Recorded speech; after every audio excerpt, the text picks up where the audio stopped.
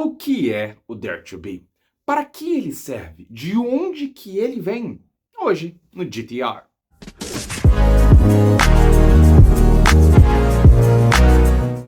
Olá, seja muito bem-vindo ao GTR, ou GTR, e eu sou o Great Teacher Rob, e hoje nós vamos entender o que raios é o Dare to Be, como ele é usado, como funciona essa dinâmica.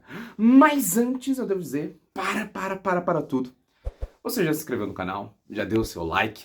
Essa sua ajuda é fundamental para que o canal cresça. Então, se você gosta do conteúdo, se você gosta do canal, quer que ele cresça, quer que ele continue, o seu apoio é fundamental. Então, deixa o seu like, se inscreve no canal, ativa o sininho e vamos continuar. Let's bora! Tá, primeiramente, vamos entender o assunto, tá?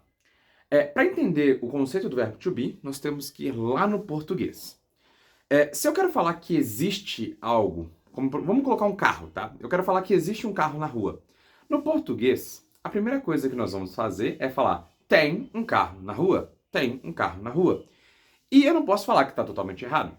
Só que tem um porém. A palavra certa a se usar, o verbo certo não seria o verbo tem, seria o verbo haver, o a. Então eu não falaria tem um carro na rua. Eu falaria há um carro na rua. Mas, Rob, como que isso afeta o meu aprendizado? Como que isso vai afetar o meu inglês? Bom, aqui que entra o pulo do gato, tá?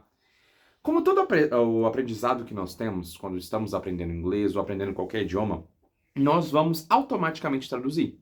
Então a nossa língua materna é o português e nós vamos passar o português para o inglês usando a mesma estrutura. Logo, se eu quero falar que existe um carro na rua, eu vou falar, em português tem um carro na rua, em inglês eu falo have a car on the street, ou has, se você souber conjugar. E aí que entra a questão. O verbo have, to have, ele é indicado, ele é usado para falar sobre possessão. Quando eu tenho alguma coisa, por exemplo, eu tenho um carro, I have a car. Eu tenho uma casa, I have a house. Aí nós usamos o verbo have. Só que se eu quero usar ele para indicar a existência de algo, fica errado. Nesse caso, eu tenho que usar o verbo haver, porque em inglês não tem como eu mesclar como eu mesclo no português. Então, para isso, eu vou usar o verbo chamado dare to be. Ou seja, não seria have a car on the street ou has a car on the street. Seria there is a car on the street. O dare to be, ele é equivalente ao nosso haver em português. Tranquilo? Então, como nós chamamos ele de dare to be, obviamente nós vamos usar a conjugação do verbo to be. Sendo no singular, there is. Na negação eu vou colocar there isn't e na interrogação eu vou inverter, is there. No plural eu vou usar there are, na negação eu vou usar there aren't e para inverter eu uso are there. Ou seja, se eu quero falar, por exemplo, tem uma caneta na mesa, eu vou falar there is a pen on the desk ou on the table. Agora, se eu quero falar que tem várias pessoas na festa, eu vou falar there are many people at the party. Tá vendo que eu uso o there is e o there are diferenciando se é singular ou plural? Mas você pode me perguntar, Hobbit, beleza, como é que eu falo que havia? Como que eu vou dizer que havia uma casa, havia um carro? Então agora nós vamos pegar o verbo dare to be, vamos pegar o verbo to be, perdão, e vamos passar ele para o passado. Como que é o passado do verbo to be? Bom, a gente vai ter o quê? O am e o is, eles vão ser transformados em was.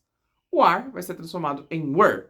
Então, se eu quero falar there is a car on the street, há um carro na rua, havia um carro na rua, there was a car on the street. Então, nós precisamos estar muito atentos ao verbo to be, né? Se a gente quer falar no presente ou no passado. E lembrando, nada de usar have a car, have people, have situations. Eu sei que é nosso intuito falar, é uma coisa muito comum, muita gente comete esse erro, mas você acabou de ter uma aula te explicando direitinho, então vamos cortar esse mal pela raiz, tá bom? Bom, nós chegamos ao final de mais uma aula.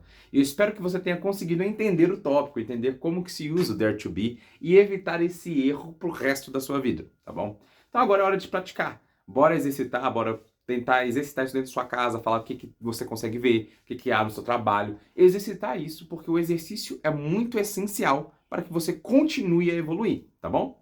Tem alguma dúvida, alguma sugestão? Comenta aqui embaixo. Se inscreva no canal, ative o sininho e see you later!